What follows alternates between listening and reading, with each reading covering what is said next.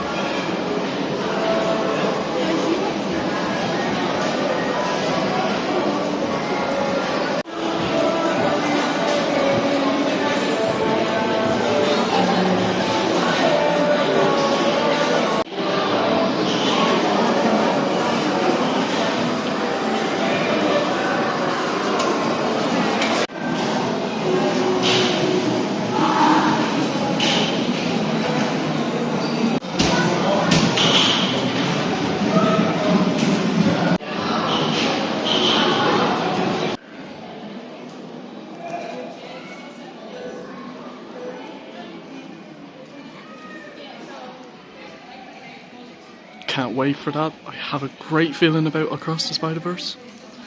Hoping that one's good too. Got a great feeling about that one too.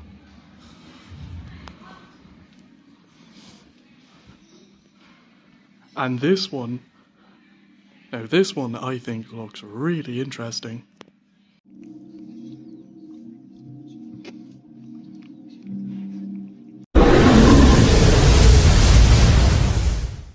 Ant-Man and the Wasp: Quantumania, or as I like to call it, Ant-Man 3 Quantumania, was released in 2023 and was directed once again by Peyton Reed. It tells the story of the gang where Cassie is testing out an experiment, but things go wrong. Scott and the gang are sucked into the quantum realm, and they come across new villains, and Scott Lang comes to face with the Conqueror himself, Kang. So, Ant-Man 3, I was pretty excited for. I was hoping for a really good movie. The MCU, as far as Phase 4 went, Black Widow was good, but I don't really count that because that's a prequel.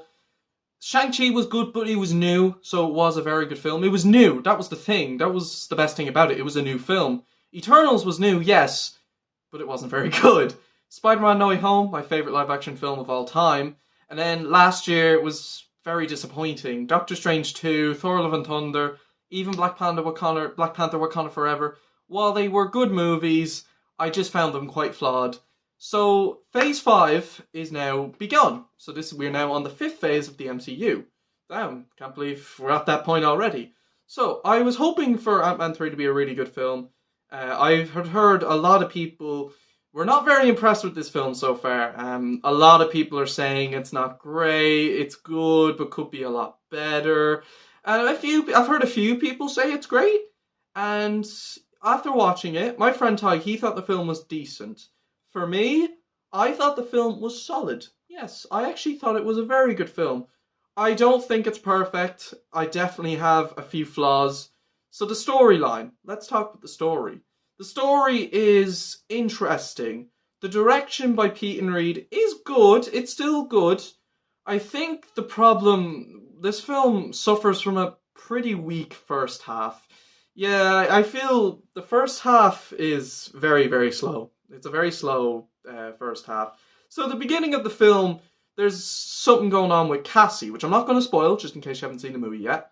But I feel at the beginning, Cassie was very cliche. And I'm going to talk about Cassie later on in my review. But I just felt the beginning, it was a bit cliche. I also think as the film went on, I think as soon as we get to the quantum realm, when we're doing more interacting with the characters that reside there, it feels like I'm watching a Star Wars movie. To be honest, it didn't really feel like I was watching an MCU movie. If I was like, is this really Ant-Man 3? It just felt more like Star Wars, so that was kind of weird. I think the world building is pretty decent actually with the quantum realm. It's nice to learn more about it. I do think that's very good. I think especially seeing the different scenery. It looks visually, again, it does look very stunning. I just think the first half, I wouldn't say it drags. It's just, I wouldn't say bland. It's just really slow. You definitely, it's really slow. I think you have to be patient if you're waiting for the big stuff, which is in the second half. But the second half makes up for the first half. The second half is excellent. The action scenes are phenomenal. The final battle with Ant-Man and Kang the Conqueror are excellent. They're really well choreographed. I think it's an interesting enough storyline.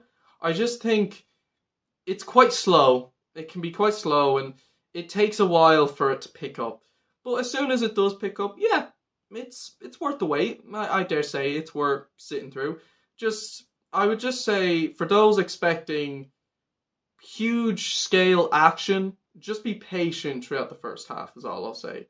Because it takes a while for it to pick up. But it's not a bad story by any means. The visuals are fantastic. When we get to the quantum realm, it looks gorgeous. The action scenes look great. The special effects look really good. There is one really weird CGI. I'm not going to mention what it is or who it is, because, you know, just in case you haven't seen the movie, but if you have seen the movie, you probably know what I'm talking about. But it's very weird looking. Very, very weird looking, to say the least. But other than that, I think visually the movie looks incredible. The cinematography is absolutely fantastic. So, yeah, big props to the visuals. It looks like a great movie visually. And the characters were definitely pretty good. Scott's arc in the film was pretty good. I actually would dare say it's probably the most interesting arc he has in the three movies. Scott's daughter was pretty good too. I do feel she was quite cliche in the beginning, but throughout the rest of the movie, she was a lot better.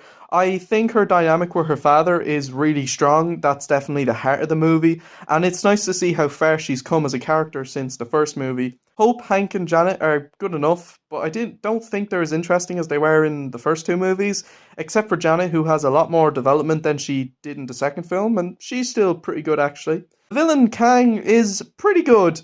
He doesn't do a lot though, unfortunately, until the climax, but the performance is absolutely fantastic, despite I did feel some line delivery sounded a little off, and he is much better in the climax than he is in the rest of the film, but for who he is, it will be very interesting to see what the future of the MCU lies in store for him. I know there is one character who I didn't talk about, and I'm not going to, just to avoid spoilers, but I will say I thought it was interesting the way this character is brought in, but I just felt it was kind of stupid. But I will say I'll definitely talk about it in the future, maybe in a future talk about show. But other than that, the characters in the film are good. They're good enough. The music was a bit forgettable. Yeah, I'm have to be honest. The music was kind of it was just there. The music wasn't anything special. So Ant-Man 3 is probably the weakest Ant-Man film in my book. That's probably a bit of a bold take, I think, because I know a lot of people don't like Ant-Man 2, and I know there is a lot of people that aren't very fond of the first Ant-Man, but I genuinely do love both of those movies. And while this film definitely is not too far off from the first two movies, it just has a few more, it's just the story's a bit more flawed than the storylines of the first two films. But I definitely think the movie will grow on me when I see it again. I do want to see it again, but I don't know if I would see it in the cinema more than twice. But I will definitely buy the 3-movie Blu-ray set. That's one thing for sure. So that's definitely one great thing about this film. It's motivated me to order the 3-disc Blu-ray set. That's one thing for sure. But it's a solid, fun film, and I'm glad I saw it. Overall, Ant-Man 3 is solid. I don't quite think it's the best of the three, but I definitely see it growing on me on rewatch. It has a good enough story that gets a lot better in the second half. Great action, good characters, and some okay music. I would say it's a solid start to Phase 5 in the MCU. I'm going to give Ant-Man and the Wasp Quantumania an 8 out of 10. So yeah, I'm glad with how this film turned out. It's definitely much better than the 3 MCU movies we got last year, but I don't quite think it's perfect. But I definitely will watch it again. That is one thing for sure. I want to see it again, and I do think the film will grow on me. And even the more I think about it, yeah, it actually is starting to grow on me. When I was watching the first half, it felt more like it's good enough. It's a bit slow, but as soon as the second half went on, yeah, the second half improves big time. So that's it for my review for Ant-Man the Wasp Quantumania.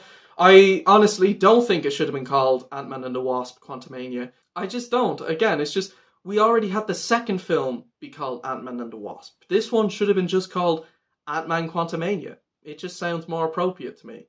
But yeah, overall, good movie. Definitely worth a watch. Stay tuned for my next video. And until then, guys, thank you for watching. Take care and skadoosh.